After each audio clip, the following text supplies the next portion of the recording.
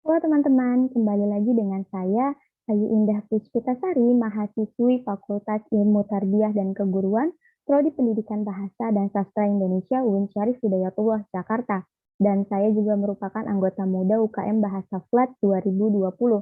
Pada kesempatan kali ini, saya ingin mengajak kembali teman-teman untuk belajar bersama dengan saya. Nah, teman-teman, pada video sebelumnya kita sudah membahas materi-materi yang berkaitan dengan bahasa Inggris. Dan sekarang saya ingin mengajak teman-teman untuk belajar bahasa lainnya. Salah satunya adalah bahasa Korea. Kita akan mulai materi dari yang paling basic dulu, yaitu Hangul. Teman-teman, dalam tulisan bahasa Indonesia ataupun bahasa Inggris, kita menggunakan abjad atau huruf Romawi. Namun, dalam bahasa Korea digunakan abjad atau huruf Korea tersendiri yang disebut Hangul, yang diciptakan oleh Raja Sejong sekitar tahun 1443. Huruf Hangul ini mempunyai 30 karakter. Banyak banget ya teman-teman. Padahal huruf Romawi atau abjad saja hanya memiliki 26 karakter. Nah, 30 karakter Hangul ini terdiri dari 24 karakter dasar yang terdiri dari vokal dan konsonan yang memiliki karakter dasar yang tersendiri, dan juga 16 karakter rangkap yang sama-sama terdiri dari vokal dan konsonannya juga. Nah, lalu apa saja sih 30 karakter ini? Langsung saja kita bahas. Yang pertama kita langsung ke vowel atau vokal atau dalam bahasa Indonesia sering disebut kata hidup. Nah, sama halnya seperti dalam abjad Romawi atau huruf Romawi, dalam susunan abjad Hangul juga terdiri dari huruf vokal dan konsonan. Kalau dalam abjad Romawi kita hanya mengenal 5 huruf vokal, yaitu A, I, U, E, dan O. Namun, dalam huruf Hangul terdapat 10 vokal dasar dan 11 huruf vokal rangkap atau ganda. Langsung saja kita pelajari materinya. Yang pertama, kita akan bertemu dengan single vowel atau vokal dasar atau vokal tunggal. Bisa kita lihat di sini ada 10 karakter. Nah, kita coba lafalkan bersama-sama ya teman-teman. Huruf yang pertama itu ada A. A. Lalu yang kedua ada Ya. Ya. Yang ketiga ada O. O. Lalu ada Yo. Yo. Selanjutnya ada O. O. Lalu ada Yo. Yo. Lalu ada U. U. Lalu ada U. U. Setelah itu ada E. E. Lalu yang terakhir ada I. I. Nah, itu tadi kita sudah melafalkan 10 vokal dasar. Nah, teman-teman, perlu diketahui bahwa huruf vokal dalam Hangul ini tidak bisa berdiri sendiri. Vokal ini harus diikuti dengan konsonan, yaitu ieng. Bisa kita lihat pada presentasi yang bulat-bulat ini tuh adalah ieng. Jadi, jika vokal tidak didampingi dengan ieng, maka vokal ini tidak memiliki bunyi. Jadi, vokal harus dipasangkan dengan ieng. Tapi ieng ini tidak mempengaruhi bunyi vokal karena saat bersama vokal, ieng itu menjadi silent voice. Seperti itu, teman-teman. Nah, teman-teman, selanjutnya kita bertemu dengan kompleks vowel atau vokal rangkap atau vokal ganda. Sama dengan vokal dasar, vokal ganda atau vokal rangkap ini tidak bisa berdiri sendiri. Vokal ini harus ditemani atau dipasangkan dengan konsonan ieng agar vokal ini memiliki bunyi. Nah, langsung saja kita melakukan pelafalannya bersama ya teman-teman. Yang pertama ada E. E. Lalu ada Y. Y. Setelah itu ada E, E. Lalu ada Y, Y. Setelah itu ada WA, WA. Selanjutnya W, W. Setelah itu ada W, W. Lalu ada WO, WO. Selanjutnya lagi ada W, W. Setelah itu ada WI, WI. Dan terakhir ada UI, UI. Nah, teman-teman, itulah tadi pelafalan 11 vokal ganda ataupun rangkap. Selanjutnya, kita akan beralih ke contoh dari penggunaan beberapa penggunaan kata yang menggunakan huruf vokal. Bisa kita lihat ya teman-teman, vokal ini selalu diiringi dengan ieng agar memiliki bunyi. Oke, langsung saja yang pertama ada oi, oi, yang artinya timun. Lalu ada uyu, uyu, yaitu susu. Lalu ada ai, ai, itu anak kecil. Lalu ada you, you, yang artinya rubah. Kalau dalam huruf Romawi bahasa Inggris maupun bahasa Indonesia, kita hanya memiliki 21 huruf konsonan. Nah, sedangkan di Hangul ini, di huruf Korea ini, ada 19 konsonan, yang dimana 14-nya adalah konsonan dasar, dan 5-nya itu merupakan konsonan ganda atau rangkap. Langsung saja ya kita pelajari materinya bersama. Yang pertama kita bertemu dengan single konsonan atau konsonan dasar. Nah, yang pertama ini kita mulai dari kiri ke kanan ya teman-teman. Yang pertama itu kita ada giok, giok, biasa dibacanya G, G, namanya giok. Lalu ada nian, nian, ini tuh N. Lalu ada tiget, tiget. Terkadang dibaca, sebenarnya dia huruf D, tapi terkadang dibaca seperti huruf T. Lalu ada liel, liel, ini huruf R atau L. Lalu ada miem, miem, ini M. Lalu ada piep, piep, dia ini B, tapi terkadang beberapa bunyinya seperti huruf T. Lalu ada tiot, tiot, ini F. Lalu ada ieng, ieng. Nah, ieng ini jika berada di depan vokal, maka dia menjadi silent voice atau tidak terbaca. Tetapi jika berada di akhir kalimat, ieng ini bunyinya menjadi eng.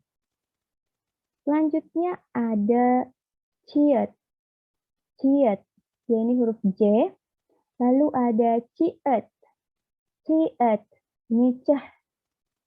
Lalu ada kiek, kiek, sama seperti huruf G yang tadi pertama ya teman-teman, tapi bedanya dia ada 2. Ini tuh biasanya dibaca K. Lalu ada tiet, seperti huruf E ya kalau di abjad Romawi, tapi dia ini T dibacanya. Lalu ada piet, piet, ini tuh P, hanya P dibacanya.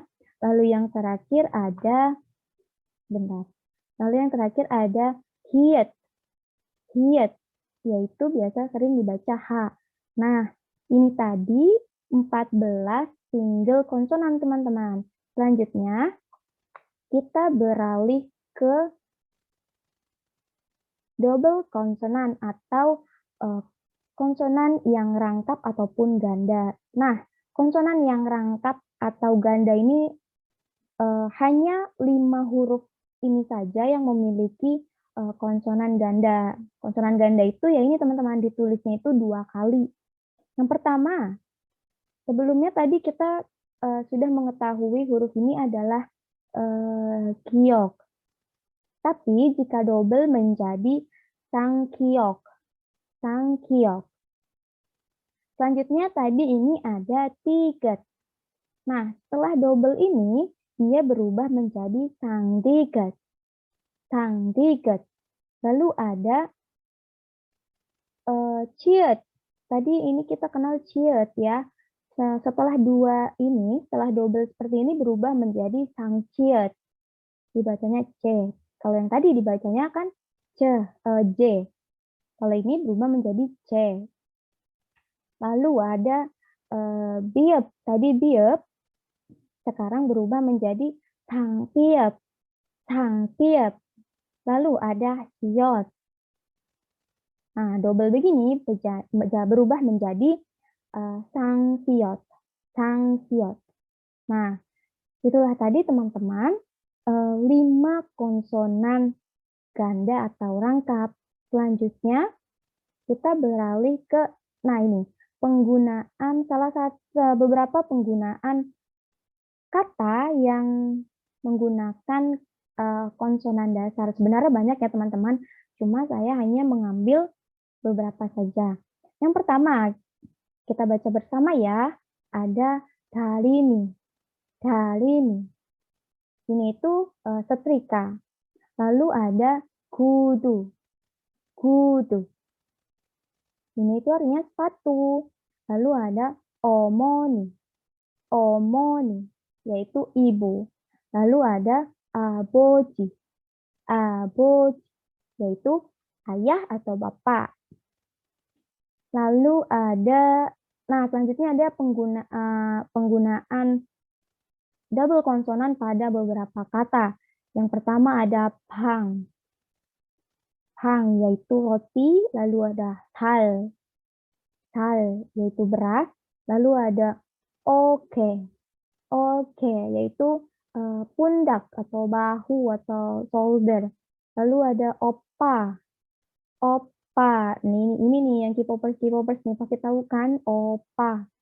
Jadi opa itu adalah kakak laki-laki yang disebutkan atau yang diucapkan oleh adik perempuan.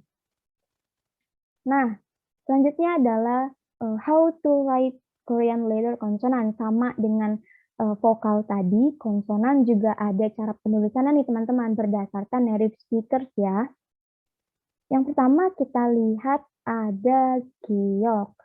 Ini kita buat dari kiri ke kanan, lalu langsung ke bawah. Dia satu kali buat saja ya, set seperti itu. Lalu ada nian, sama seperti giok. Bedanya dia dari atas ke bawah dulu, lalu langsung ke kiri kanan.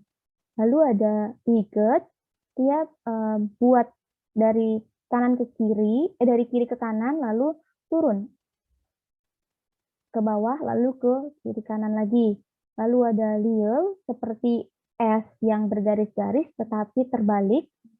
Buatnya dari atas dulu, kiri ke kanan, lalu ke bawah, lalu kanan ke kiri, lalu ke bawah, lalu ke kiri kanan.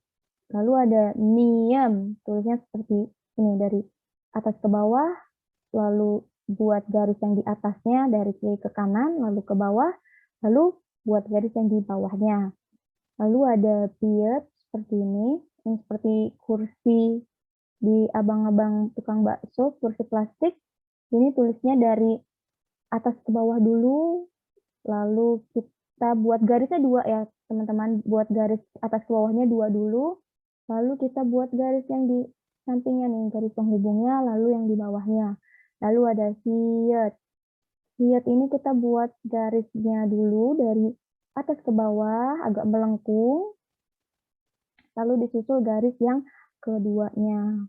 Lalu ada iyeng, seperti buat lingkaran atau O. Buat dari kiri ke kanan dulu. Lalu ada ciet. Buat dari kiri ke kanan dulu, langsung turun ke bawah kiri, lalu langsung dibuat kakinya dari kiri atas ke kanan bawah. Lalu ada ciet. Ciat ini kita buat garis kecilnya dulu teman-teman, garis kecil yang di atas dulu nih dari kiri ke kanan, lalu kita buat garis yang di bawahnya, garis seperti kita buat huruf ciat. Lalu kita buat kiek, sama seperti kita buat giok, bedanya hanya ditambahi bawahnya saja. Lalu ada tiet, sama seperti membuat huruf ini ya teman-teman, diget, cuma bedanya dia ditambahi ini saja. Buatnya sama kok susunannya. Lalu ada tiet. Tiet ini kita buat dulu garis dari kiri ke kanan, lalu garis ke bawahnya langsung 2, lalu ditutup dari kiri ke kanan. Lalu ada hiet, kita buat garis yang pertama dulu nih, kiri ke kanan yang kecil, lalu buat lagi kiri ke kanan yang lebih panjang dari yang di atasnya. Lalu setelah itu kita buat lingkaran seperti iyeng, bila hiet. Nah, seperti itu penulisan konsonan berdasarkan native speakers, tapi kembali lagi sebenarnya cara menulis kita itu terserah. Nah, ini ada beberapa kesimpulan atau beberapa catatan dari pelajaran kita hari ini, teman-teman. Yang pertama ya, penulisan konsonan tidak dapat berdiri sendiri karena harus bergabung dengan vokal. Iya, teman-teman, benar banget. Kalau menulis konsonan itu harus didampingi dengan vokal, sama seperti penulisan huruf Romawi pada bahasa Indonesia ataupun bahasa Inggris. Huruf B harus berpasangan dengan huruf A agar berbunyi ba. Begitu juga giok, jika ditambahi huruf A maka berubah menjadi ga. Diel misalnya kita tambahi huruf A maka menjadi la. Seperti itu teman-teman. Lalu penulisan vokal tidak dapat berdiri sendiri, maka harus digabung dengan konsonan iyeng di depannya. Seperti yang sudah saya katakan di awal tadi. Lalu ada romanisasi untuk gio, biget, biep, dan liel masing-masing ditulis dengan huruf Romawi K atau G untuk giok, T atau D untuk biget, P atau B untuk biep, dan R atau L untuk liel. Karena cara pengucapan konsonan tersebut terdengar seperti bunyi suara tengah kedua huruf tersebut. Misalnya giok. Kalau ditambah A, itu menjadi K. K. Jadi ada H di tengah-tengahnya. Jadi kan huruf antara K sama G-nya seperti mengambang. Seperti itu teman-teman. Lalu aturan konsonan iyeng. Pada awal dan di tengah suku kata. Tidak berarti atau tidak dibaca dan hanya dibaca eng ketika ditempatkan di akhir suku kata. Contohnya, pada awal dan tengah kata. Seperti contoh tadi ya teman-teman, kita ada ai atau anak kecil. Iyengnya itu kan tidak dibaca ya, atau berubah menjadi silent voice. Lalu saat di akhir suku kata, contohnya ada kang. Kang. Engnya itu dibaca eng. Eng maksudnya. Ya. Iyengnya itu dibaca menjadi eng, bukan silent voice. Seperti itu teman-teman. Lalu selanjutnya, aturan konsonan hiet hanya dibaca H pada awal suku kata. Bila di tengah, dibaca lemah atau terkadang tidak dibaca sama sekali. Dan bila di akhir suku kata, dibaca T. Contohnya, kata awal ada hada. Hada. Hietnya itu dibaca H. Lalu contoh yang di tengah kata, ada choayo. Choayo. Ini kan bisa kita lihat ya teman-teman, di bawah O ini itu ada hiet, tetapi karena dia berada di tengah antara O dan iyeng, maka dibaca lemah atau tidak dibaca, malah tidak kedengaran ya tadi H-nya. Lalu ada contoh yang hietnya berada di kata akhir, yaitu tat. Tat. H-nya dibaca menjadi T. Nah, yang terakhir, catatan terakhir, untuk konsonan kiep, tiet, piet, biasanya sering dipakai untuk penulisan serapan kata asing. Contohnya ada kade, kade, itu card, lalu ada tento, tento, itu center. Lalu ada kopi, kop, yaitu kopi. Terus lalu ada pond, pond, itu ada phone, itu ponsel ataupun HP. Nah, teman-teman, selesai sudah waktu belajar bersama kita mengenai basic Korean yaitu Hangul kali ini. Ya, semoga pelajaran yang kita pelajari hari ini bisa berguna untuk teman-teman yang mau mulai belajar Hangul. Mungkin itu saja yang bisa saya sampaikan. Sekali lagi saya mau menjelaskan kalau saya di sini bukan bermaksud menggurui, tetapi saya juga masih belajar dan kita masih sama-sama belajar. Kurang lebihnya mohon dimaafkan. Terima kasih.